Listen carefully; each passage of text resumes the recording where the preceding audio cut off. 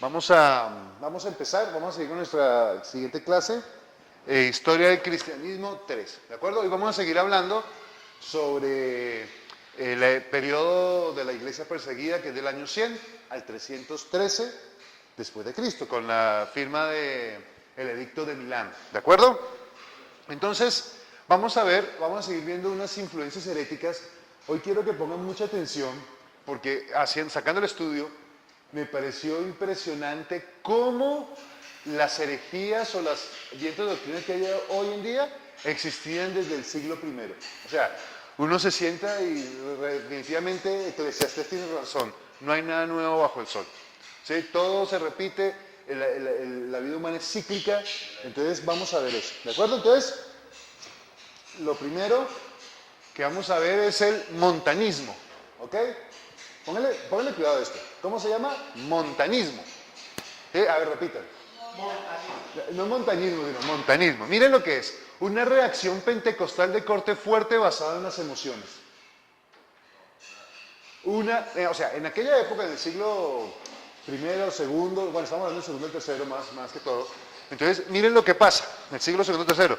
Hubo una tendencia en la iglesia, una tendencia herética, que era el montanismo. Entonces se agarraban y tenían una reacción muy fuerte, emocional, o sea, del corte pentecostal.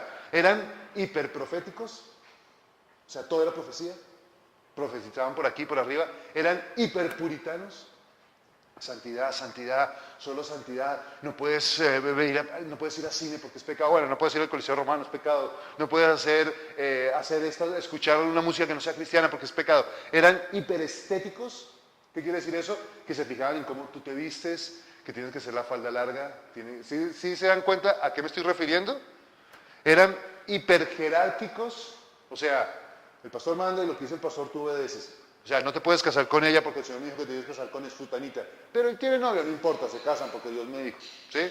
Entonces, ¿no les suena conocido eso? Eso es lo que nosotros conocemos como el movimiento pentecostal en sus inicios. ¿Antijerárquico? Sí, era antijerárquico. O sea, ahí sí, perdón. Antijerárquico era que llegan y dicen, no, uno tiene que obedecer a Dios, a nadie más, y solo obedece a Dios y no se puede uno sujetar a lo que digan los hombres. Porque te acuerdan que Pablo decía, y Pedro es mejor obedecer a los hombres antes que a Dios. Entonces se agarran de ahí, ¿sí? Eso era parecido al movimiento pentecostal. ¿Se acuerdan del movimiento pentecostal? Que eso estamos hablando de 1960 más o menos. Después lo vamos a ver cuando estemos viendo la época de la historia actual. Y van a ver que el movimiento pentecostal, ¿por qué surgió? El movimiento pentecostal actual surgió fue porque vino el movimiento carismático. Y el movimiento carismático decía, ay, Dios es amor, tú sigues a cualquier Dios, no importa, el fin es Dios, Dios te ama, no importa si eres católico, si eres testigo de Jehová, si eres mormón, si eres evangélico, no importa. Entonces, los pentecostales salieron para contrarrestar ese movimiento.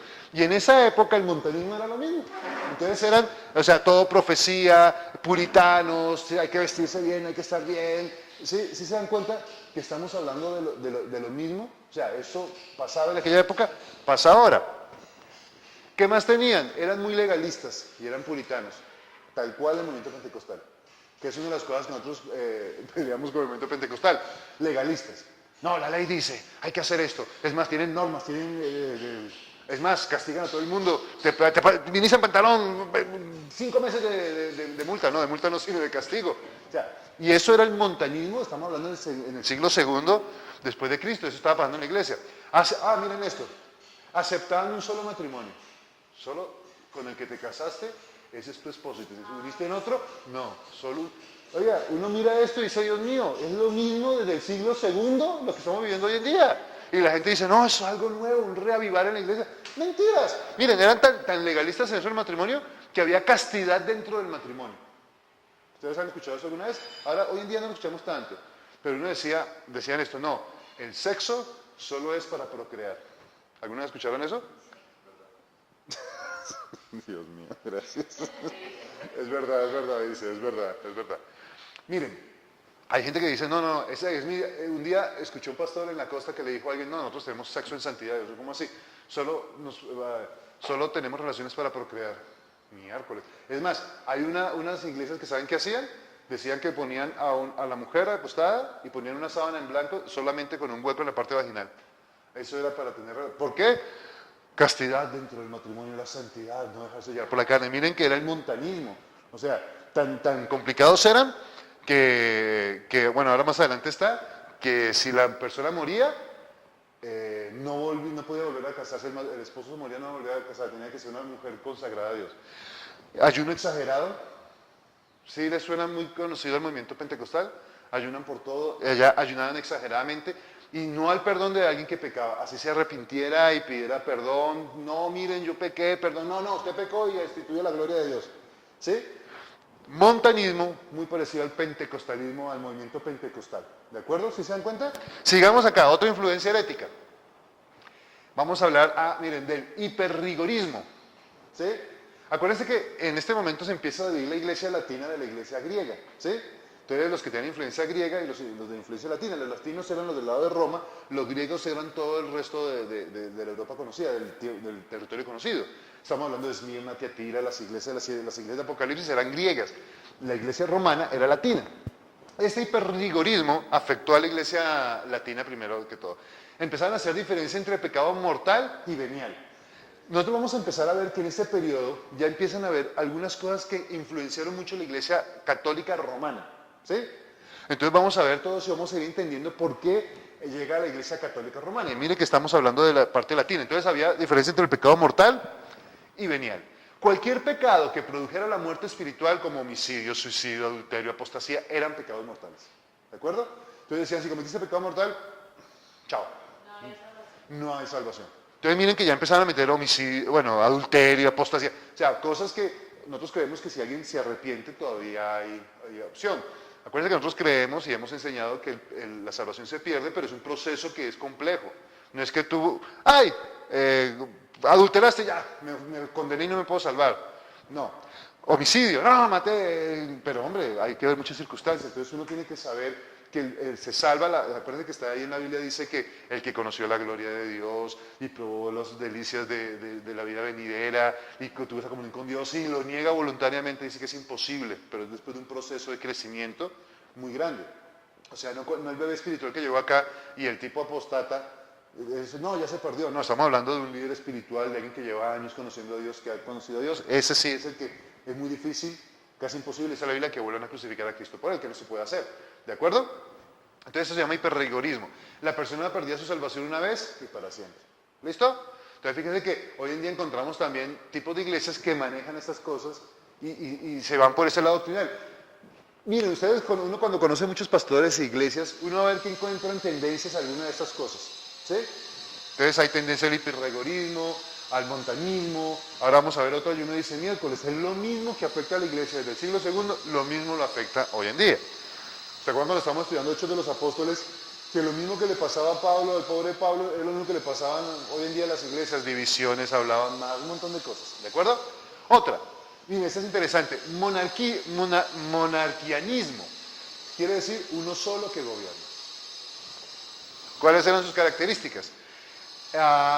En esta época apenas se empieza a ver la doctrina de la Santísima Trinidad. ¿De acuerdo? En ese momento no tenían claro lo de la Santísima Trinidad. Para hoy en día, para nosotros es un tema sencillo, un tema que manejamos, entonces es fácil. Pero en aquella época no era claro, apenas estaban empezando a vislumbrar. Es más, vamos a seguir viendo después cómo trabajaron eso. Había dos tendencias del monarquianismo.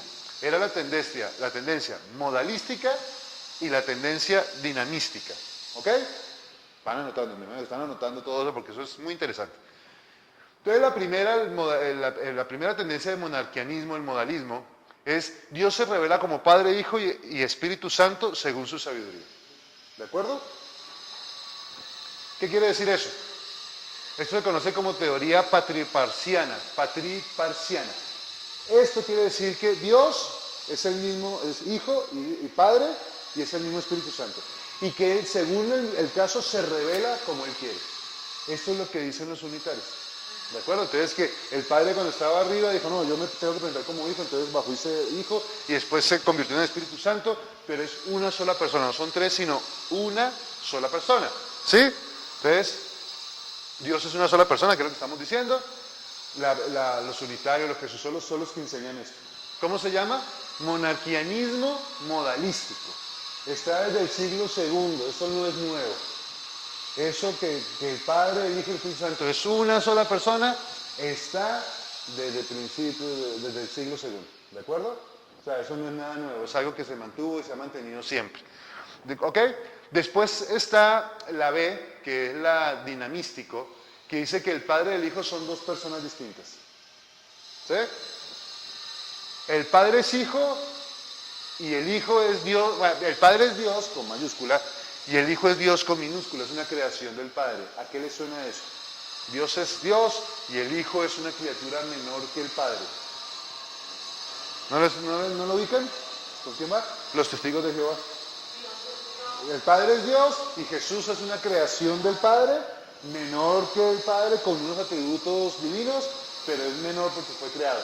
Este es monarquianismo dinamístico y está del siglo segundo y es lo que los testigos de Jehová trabajan. Esto es la teoría del arrianismo, eso lo dijo Arrio, del año 250 al 335, lo se llama arrianismo, y eso es lo que enseñan los testigos de Jehová. Entonces uno dice, miércoles, las grandes herejías que uno conoce hoy en día vienen desde el siglo segundo. Pero los testigos de Jehová tienen alguna diferencia. Sí, la traducción, la nueva traducción, ¿cómo se llama? Nueva traducción de las Escrituras. Bueno, no me acuerdo el nombre de ese momento. Es una de las peores traducciones que hay. Es la misma Biblia, pero es una de las peores traducciones que hay. La gente inconversa, ateos, que son eruditos en griego, en arameo y en lo que fue escrito en la Biblia, en hebreo, dicen que es de las peores traducciones que hay. No creen en Dios, ¿sí? Dicen, no, la traducción es espantosa, ¿sí? Porque ellos la agarran para justificarse. Los mormones son los que tienen otro libro. Los mormones tienen el libro del Mormón, que además de tener la Biblia, tiene el Mormón, que cuenta una serie de historias un poquito fantasiosas, que unos judíos vinieron a América y son los de las tribus de los indígenas allá en Estados Unidos donde construyeron cuevas y hay un montón de cosas rarísimas que tienen ellos. ¿De acuerdo? Entonces esos periodos que no hay claridad en la historia, ellos metieron un montón de cosas ahí. Y bueno, pues, creen eso y ese es el libro del Mormón. ¿De acuerdo? Los testigos de Jehová tienen la Biblia pero mal traducida en muchas partes. El ejemplo más claro es en Juan, cuando dice en el principio era el verbo y el verbo era Dios, y el verbo era con Dios y el verbo era Dios, dice nuestra traducción. Ellos dijeron, en el principio era el verbo era con Dios y el verbo era un Dios. ¿Sí? Cambian, era Dios, pusieron un Dios. Ahí cambia todo el sentido de la frase. ¿De acuerdo? Y tiene otros errores más, es el que me acuerdo en este momento. Entonces hay que tener mucho cuidado con la nueva traducción de las Escrituras, creo que se llama. Pero fíjense, entonces, ¿cómo se llama los testigos de Jehová la doctrina? Se llama monarquianismo dinamístico y es la teoría también del arrianismo. ¿Ok? Desde el siglo segundo ya estábamos con todos estos problemas. ¿Ok? Sigamos acá. Otra, el anabautismo.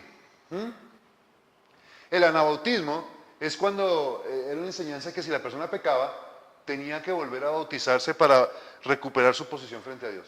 Entonces tú pecabas en cualquier cosa, tenías que volver a bautizarte. Nosotros somos anabautistas desde un punto de vista. ¿Sí? ¿Desde qué punto de vista? Que nosotros consideramos que los bautizos de los niños no tienen efecto. Entonces, la mayoría de acá fuimos bautizados cuando éramos niños. Entonces nos convertimos, llegamos a grandes y volvemos y nos bautizamos en la fe cristiana, porque creemos que cuando éramos niños no sabíamos lo que estábamos haciendo, lo hicieron nuestros padres, ¿de acuerdo? Pero estos anabautistas de esa época, ¿qué hacían? Se bautizaban por cualquier pecado. Entonces cometió un pecado, otra vez a bautizarse.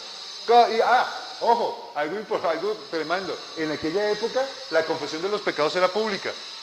Entonces tenía que pararse uno frente a toda la congregación y decir, miren hermanos, es que adulteré con la hermana Pepita Pérez y les pido perdón a todos, y se arrodillaban y hacían todo un acto de contrición público. O sea, los pecados eran confesados públicamente, o sea, no era tan fácil pecar porque si se me arrepentía, o sea, era complejo, ¿sí?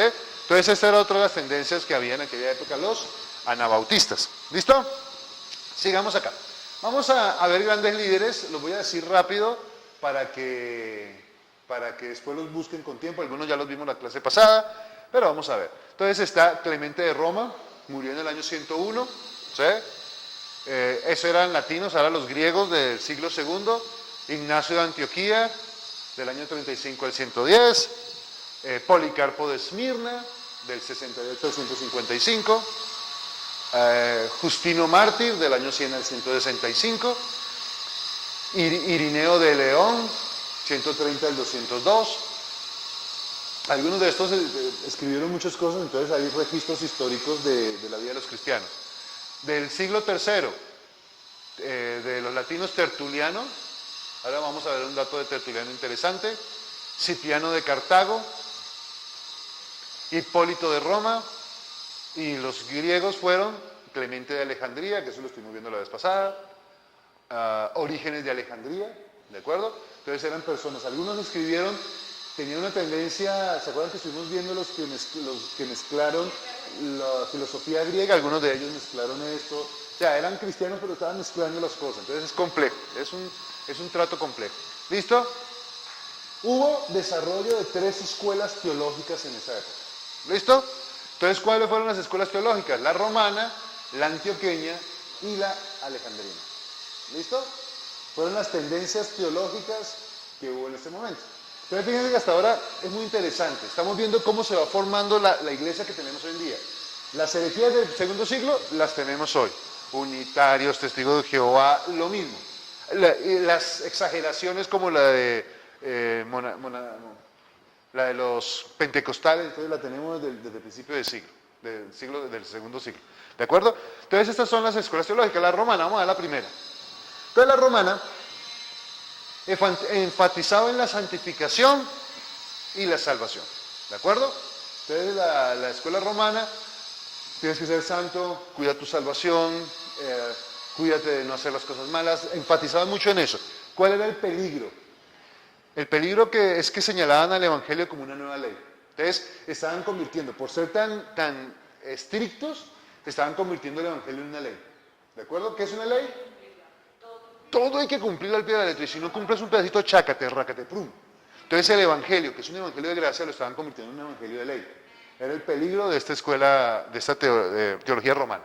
Listo, la segunda, que era la antioqueña, eran los paisas. Dice, enfatizaba la humanidad de Cristo.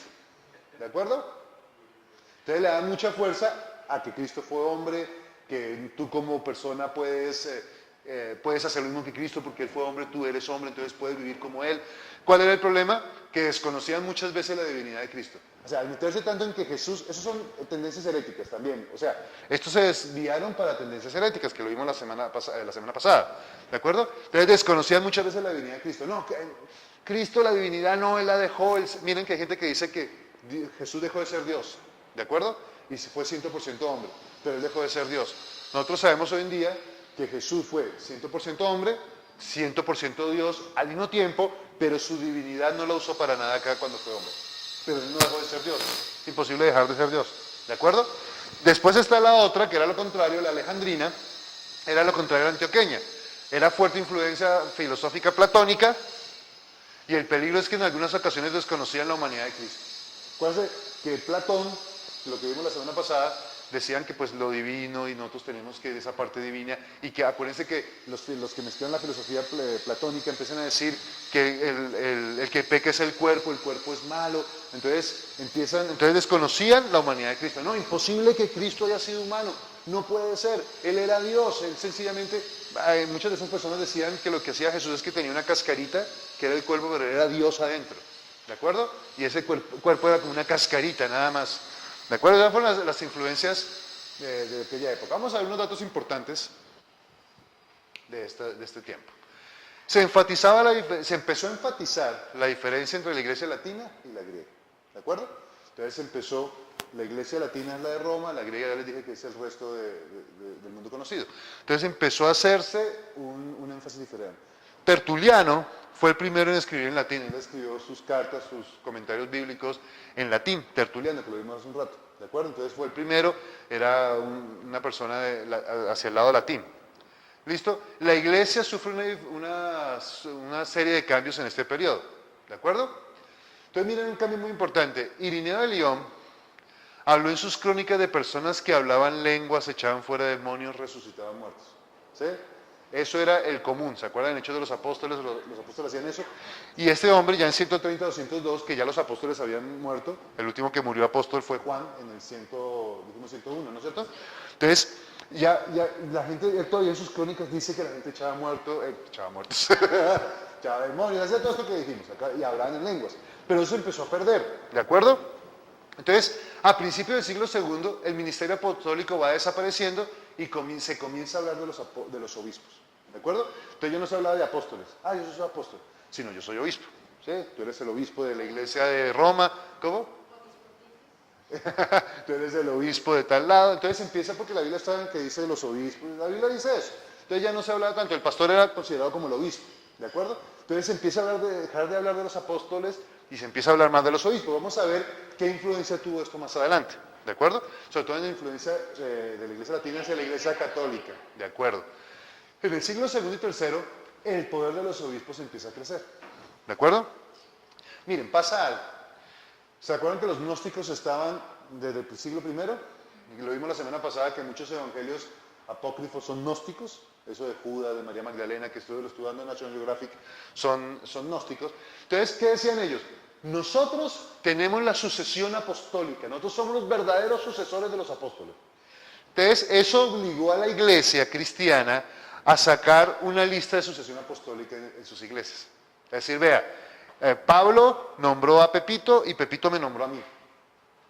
Por causa de los gnósticos era para mantener la sana doctrina. Si se dan cuenta, a causa de esto es algo que la Iglesia Católica sostiene ahora, la sucesión apostólica. ¿Sí? Entonces ellos dicen, no, es que nosotros somos la verdadera iglesia porque es que Pedro fue el primero y después Pedro a fulano y fulano acá y tienen toda la lista apostólica, pero fue por causa de los gnósticos que empezó esto y al principio tuvieron que hacerlo por necesidad, no fue por maldad, sino porque tuvieron que hacerlo para contrarrestar el ataque de los gnósticos. ¿Ok? Otros datos importantes. Entonces, por causa de la persecución, la iglesia se vio en la necesidad de tener un representante ante el gobierno. Lo estaban persiguiendo, necesitamos a alguien que vaya y abogue, alguien que esté poniendo la cara. Entonces empezaron a escoger a un representante. Vieron que, ¿qué es lo que hacemos nosotros los cristianos? Nosotros no tenemos un papa, ¿sí? No tenemos una persona que esté ahí y nunca lo hemos podido cuadrar. Siempre que queremos poner a alguien que maneje la iglesia, es para conflictos. ¿Por qué? Porque no, ¿cómo le van a dar el poder a él? Yo quiero el poder y siempre se pelean. Entonces tenemos la denominación fulana de tal, la asociación de pastores fulana de tal, la asociación fulana, y entonces no le gusta a uno de estos, entonces forman otra tercera, entonces tenemos 4, tenemos 5, porque la gente siempre quiere el poder. Pero en aquella época lo hicieron fue por causa de la persecución, era una necesidad. Y si necesitamos a alguien que vaya, no sé si era abogado, si era alguien conocido, entonces tuvieron que ir nombrándolo. Todas estas cosas fueron gestando para lo que vemos en la Iglesia Católica más adelante.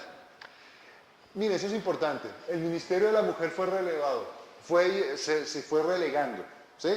¿Pero por qué? No porque la mujer no pueda tener ministerio, sino por cosas muy interesantes. Nombrar un pastor o líder era nombrar un mártir.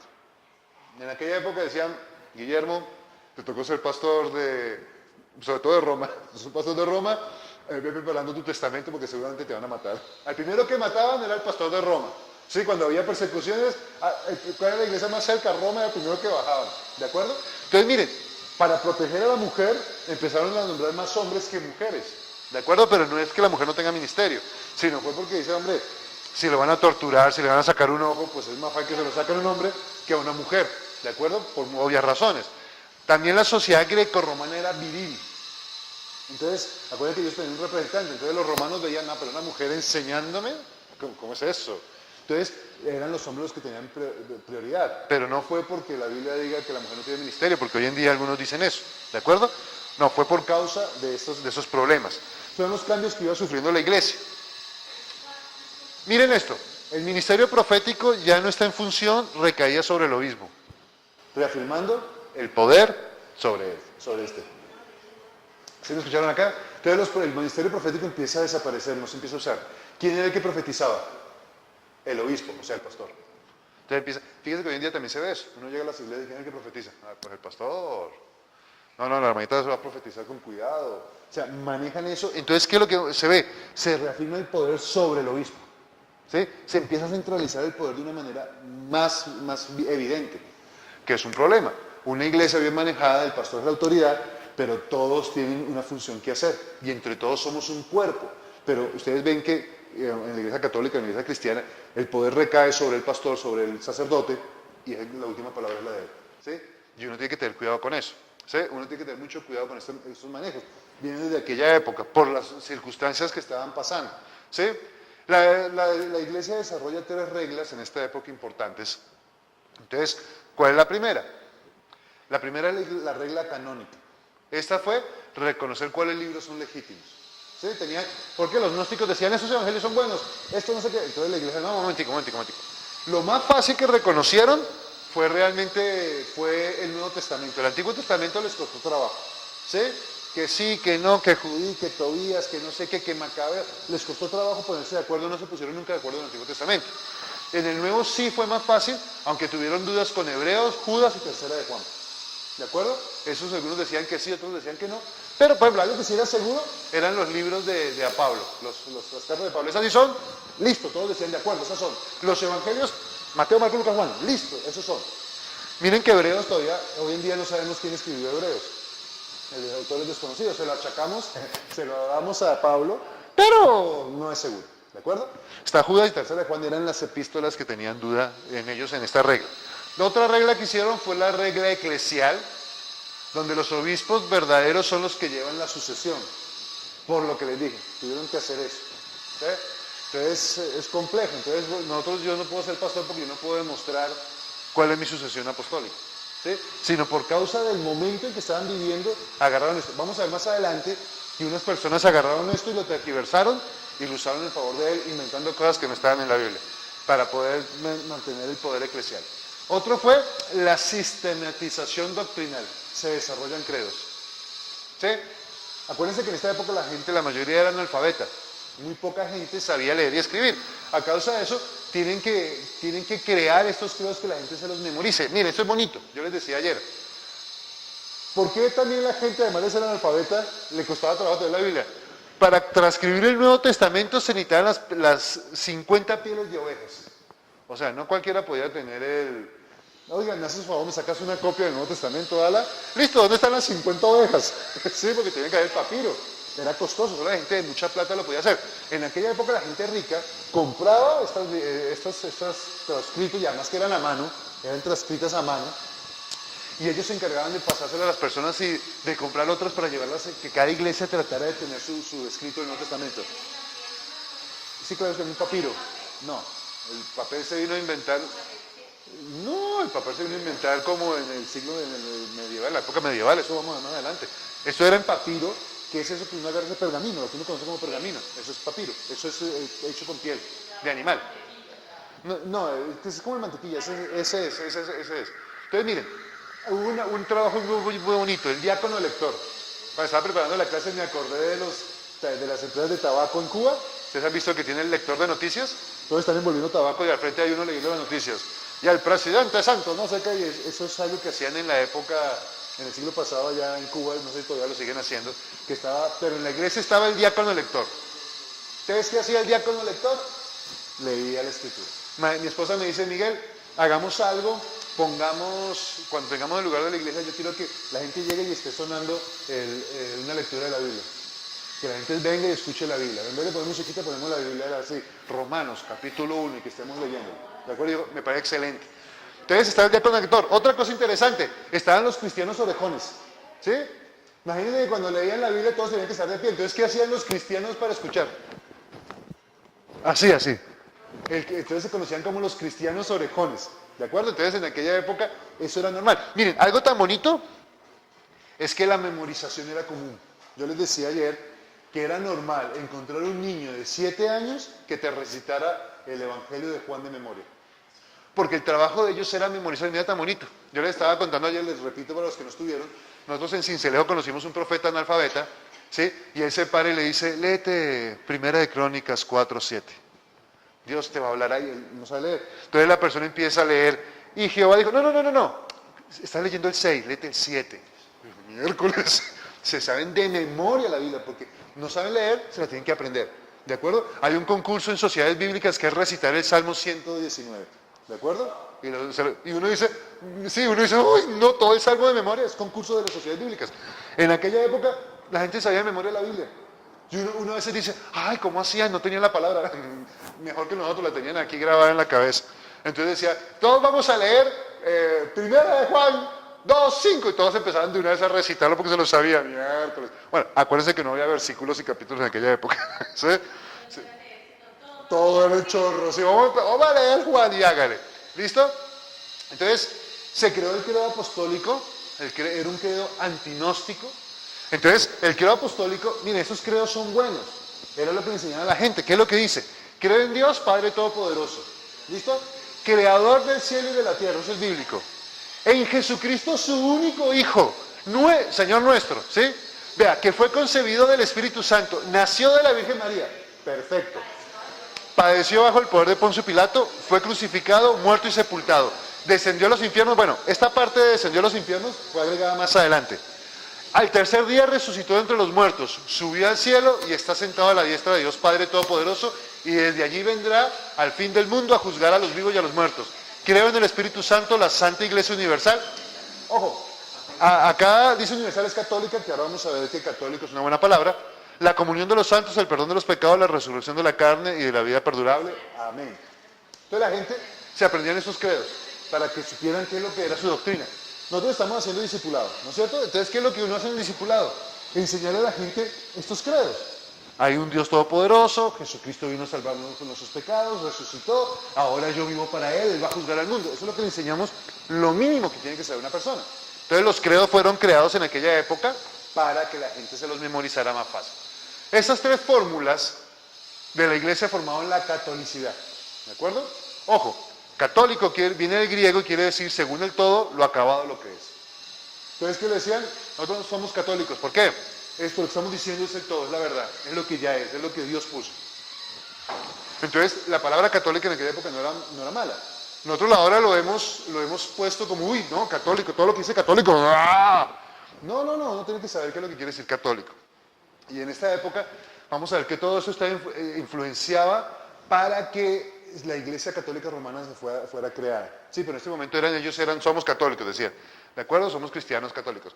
Llegamos a un punto importante, que es Constantino. Acuérdense que lo estuvimos viendo un poquito la semana pasada. Constantino salva el Imperio Romano. ¿Sí? Roma tenía una tetrarquía, había varios emperadores, se peleaban unos contra otros, estaba complicado en ese momento. Y Constantino en su estrategia militar, él era un gran estadista, y su manera de pensar llegó y volvió a unificar eso, y él tomó el poder, ¿de acuerdo? Entonces, ustedes saben que dijo que tuvo una visión que para ganar la batalla contra Magencio, vio la cruz y dice, con este símbolo vencerá, y el otro agarró y ¡bum!, ganó a Magencio. Entonces, a raíz de eso, Constantino se declara cristiano, ¿sí? Pero ojo, él se bautizó al final de su vida. Es algo curioso. Dijo, yo soy cristiano, pero se bautizó en los últimos días de su vida. O sea, eso le permitía seguir haciendo ciertas cosas paganas, porque no había dado una declaración total, aunque él ayudó muchísimo, ¿sí?, a la iglesia cristiana en esta época. Entonces, ¿qué fueron las cosas que él empezó a hacer? Se asesora de obispos y magistrados cristianos, ¿sí? Entonces él empieza a decir, hombre, vengan, díganme qué tenemos que hacer, cómo tenemos que hacerlo, cómo cambiamos estas leyes. O sea, él realmente hubo un cambio. Hay gente que dice que Constantino nunca se convirtió, que fue carreta, que esto, pero uno ve lo que hizo y es complejo decir que él no tuvo un encuentro con Dios interesante. Pasa a la capital del imperio, a Constantinopla, que es Bizancio, ¿de acuerdo? Ustedes saben que pasó a la capital de Roma, Constantinopla. Era Bizancio, le reconstruye y le pone como Constantinopla. Miren lo que hizo, coloca las estatuas de los dioses griegos en las calles y en los baños públicos. ¿Sí? Entonces, ¿qué es lo que hizo esto? Degradó a los dioses griegos. O sea, imagínense que tú ibas a orinar y estaba ahí Zeus. Entonces los puso más como adorno, ¿de acuerdo? Más que como algo que veneraran, lo puso más como adorno. Entonces él empezó a degradar a estos dioses. Entregó los grandes palacios para hacer centros cristianos. Entonces empezó ¿se acuerdan que hasta esta época los cristianos no teníamos lugares de reunión? Ya acá empezaron a ser más firmes. Es más adelante vamos a ver que sacó dinero, sacó plata para construir templos. Retira lentamente el subsidio de los dioses paganos y lo va destinando a la construcción de los templos cristianos. Entonces, ¿qué hace él? Todos los griegos eran subsidiados los dioses y él empieza poco a poco a sacarles el dinero. O sea, no lo hizo de golpe, sino poco a poco. Porque si lo hace de golpe, ¿qué sucede? Se le forma la de Troya, ¿sí? Porque los griegos eran paganos, adoraban a sus dioses. Entonces, si él hace esto, pues se le arma un problema. Entonces, poco a poco fue haciendo la transición. Acuérdense que era un estadista.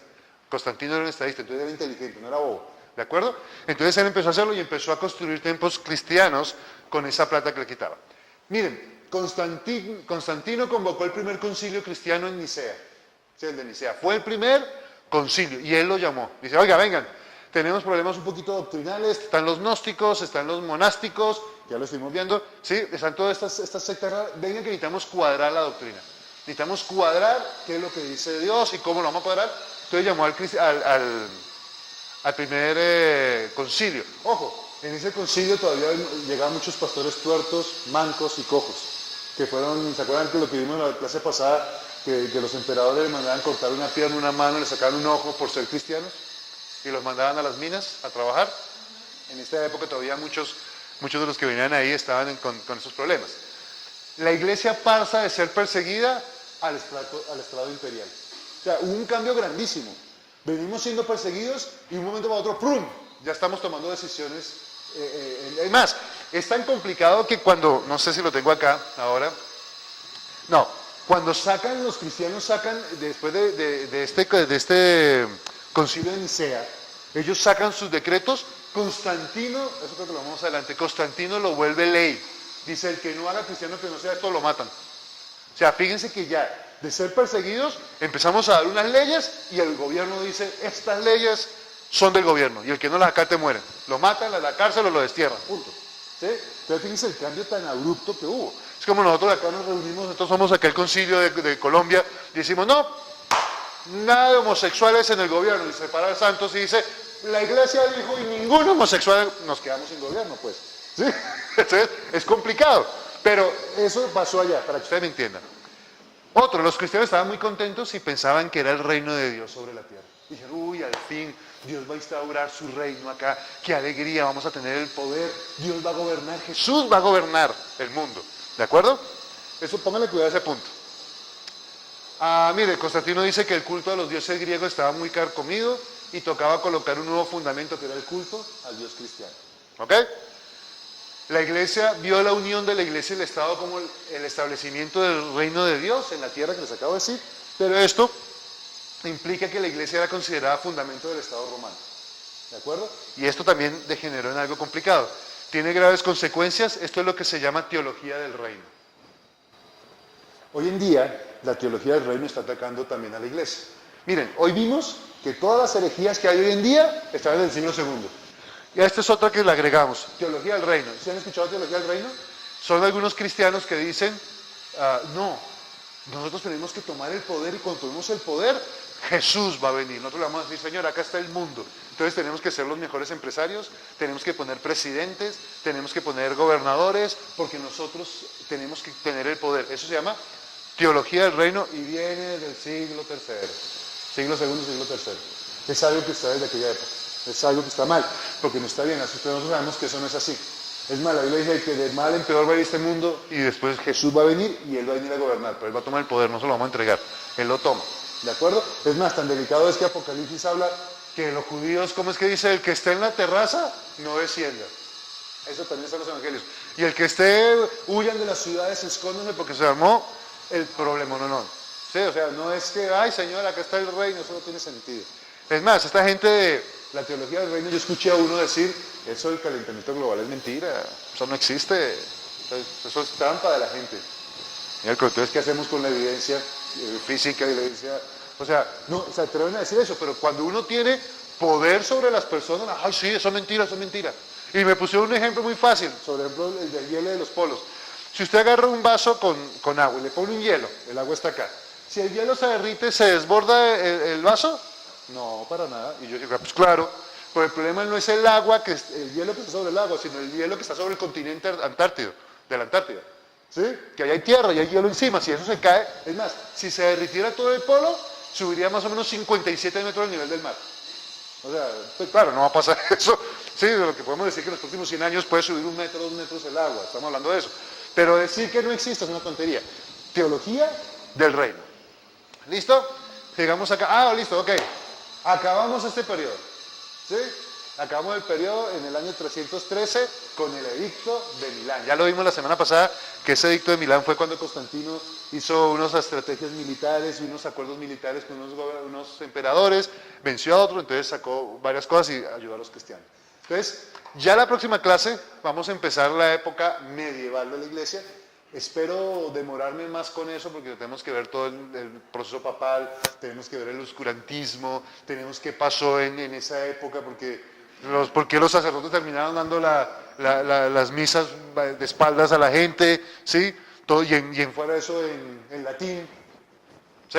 Entonces todos esos problemas, cómo hubo personas que siempre lucharon en contra de eso. Entonces vamos a tratar de demorar un poquitico más de esto y vamos a trabajar, ¿de acuerdo?